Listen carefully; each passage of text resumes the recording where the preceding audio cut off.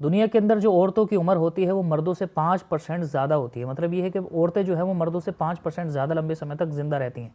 इसका क्या रीज़न होता है साइंटिफिक, मैं वो आपको बताऊंगा अभी, और उसके बाद में शरई तौर पर भी इसके बारे में हमको क्या सोच रखनी चाहिए वो भी बताऊंगा।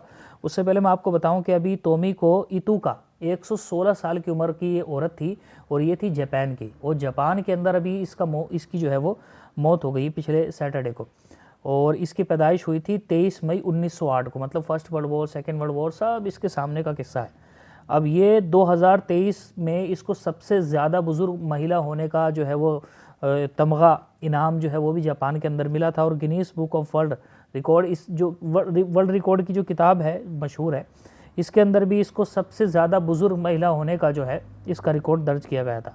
और आपको पता होगा कि जापान तो इसी मसले के अंदर मशहूर है कि वहाँ पर लोगों की उम्रें ज़्यादा होती हैं, क्योंकि उनका फिटनेस लेवल बहुत ज़्यादा अच्छा होता है ना। लोग वहाँ पर अपनी सेहत के ऊपर बहुत ज़्यादा ध्यान देते हैं।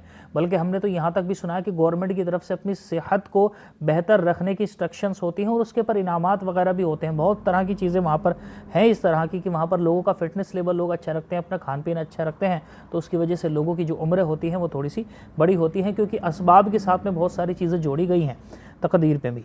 और दूसरी बात, मैं आपको एक बात बताऊं, इस वक्त में जापान की अभी एक रिपोर्ट पीछे आई थी सन 2023 में, तो उसके अंदर बताया गया था जो 100 साल से ज़्यादा उम्र के लोग हैं उसमें भी 95,000 जो प्लस लोग हैं उसमें 90% औरतें हैं और 10% जो है वो मर्द है। और उनकी जो एग्जैक्ट तादाद बताई गई वो क्या है, वो उसमें बताया गया है कि 83,958 तो औरतें हैं और 11,161 जो है वो आदमी हैं। मतलब आदमियों की तादाद इसके अंदर कम है जो 100 प्लस गए हैं, लेकिन एक अच्छी खासी और बड़ी तादाद है। अब ये जो औरत है, मतलब तोमिको इतुका, जिसकी 116 साल की उम्र हुई है, इसके बारे में इसका एक कुछ पॉडकास्ट वगैरह का जिक्र आया पीछे, किससे पूछा गया भाई इतनी लंबी उम्र जीने की क्या वजह, तो उसने बताया कि भी 80 साल तक तो मैं पहाड़ों पर चढ़ती रही हूँ। बचपन से मैंने बड़ी मेहनत की, पहाड़ों पर मेरा चढ़ना उतरना, और मैंने अपनी वही सारी बातें बताई, डाइट को बहुत फॉलो किया है, ये खाया है, वो ऐसी चीज़ों से और कार्ब से, इन चीज़ों से जो चीज़ें जो है नुकसानदेह होती हैं इंसानी जिस्म के लिए, उनसे बड़ी पाबंदियाँ की है, अपने आप को बड़ा संभाला है, मेहनत मशक्क़त ज़्यादा की है, इसलिए मैं इतना वो सारी बातें उसने करी। अब बाकी इसकी क्या वजह होती है कि औरतों की उम्रें जो हैं वो मर्दों से आम तौर पर ज़्यादा होती हैं, क्योंकि ऐसा ही होता है अक्सर, आपने देखा होगा कि उमूमी तौर पर जो औरतें होती हैं वो विधवा होने के बाद में ही उनका इंतकाल होता है, उनके शोहरों का इंतकाल पहले हो जाता है। तो इसका भाई हम शरई तौर पर तो हम यही बात बोलेंगे। पहले मैं आपको चले साइंटिफिक रीज़न इसका बताता हूँ, जो साइंसदानों ने कहा है इसके बारे में, वो पढ़ करके सुनाता हूँ आपको। साइंसदान इसके बारे में क्या कहते हैं, महिलाओं के लंबा जीने के पीछे कई कारक जिम्मेदार होते हैं। मैं उसकी रिपोर्ट पढ़ कर सुना रहा हूँ। पुरुषों का सेक्स हार्मोन टेस्टोस्टेरोन भी इसके लिए जिम्मेदार है। टेस्टोस्टेरोन हार्मोन के कारण ही महिलाओं में मोटी आवाज़, पुरुषों में मोटी आवाज़, छाती पर बाल आना जैसे गुण विकसित होते हैं। पुरुषों के सेक्स हार्मोन के उलट महिलाओं का सेक्स हार्मोन ओस्ट्रोजेन उन्हें लंबा जीने में मदद करता है। इस हार्मोन में एंटीऑक्सीडेंट होता है जो शरीर की कोशिकाओं पर, सेल्स पर दबाव बनाने वाले हानिकारक केमिकल्स को नष्ट कर देता है। एक कारण महिलाओं और पुरुषों की जीन्स में अंतर होना भी बताया गया है। महिलाओं में 2 एक्स क्रोमोसोम होते हैं, ठीक है, जिन्होंने बायोलॉजी पढ़ी है वो समझ रहे होंगे मेरी बात को, कि महिलाओं में 2 एक्स क्रोमोसोम होते हैं, यानी महिलाओं में हर जीन की एक कॉपी होती है। वहीं पुरुषों में एक एक्स क्रोमोसोम और एक वाई क्रोमोसोम मौजूद होता है, जीन की कॉपी नहीं होती।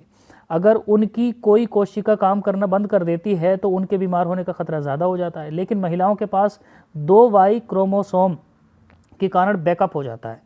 वहीं कुछ देशों में, अब उसके बाद में एक दूसरा रीज़न, ये तो साइंटिफिक रीज़न हो गया, उसके बाद में ये भी बताया गया है कि असल में उसकी वजह ये भी होती है कि मर्द जो है वो धूम्रपान वगैरह और शराब और इन चीज़ों के अंदर थोड़ा ज़्यादा पड़ जाते हैं बिलमुकाबिल महिलाओं के। महिलाएं इन चीज़ों में थोड़ा कम पड़ती हैं, तो इस वजह से भी उनकी सेहत, और भी सेहत को बिगाड़ने वाली ज़्यादा चीज़ों के अंदर मशगूल होने का जो रेशो है वो मर्दों का बहुत ज़्यादा होता है। तो इस वजह से भी उनकी उम्र जो है वो, उनका जिस्म जो है वो उनका साथ नहीं देता लंबे समय तक, तो ये भी एक रीज़न होता है। और उसके अलावा भाई ये सारी चीज़ें होने के बावजूद भी हमारे लिए सबसे बड़ी बात यह है कि परवरदिगार आलम ने हर एक इंसान की जो एक उम्र मखसूस की है, उस उम्र से कोई इंसान बढ़ता नहीं है।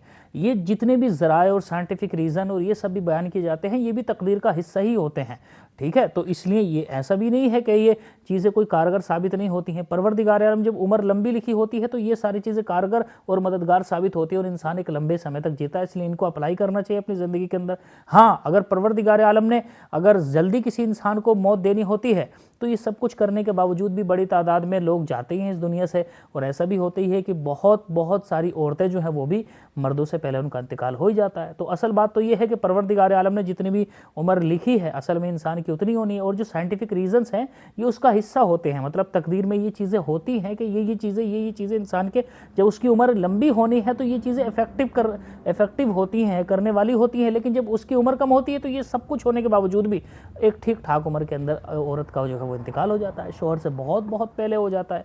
अल्लाह तबारक व तआला हम सबको सेहत याबी के साथ में ज़िंदगी गुजारने और इबादत करने की तौफीक अता फरमाए।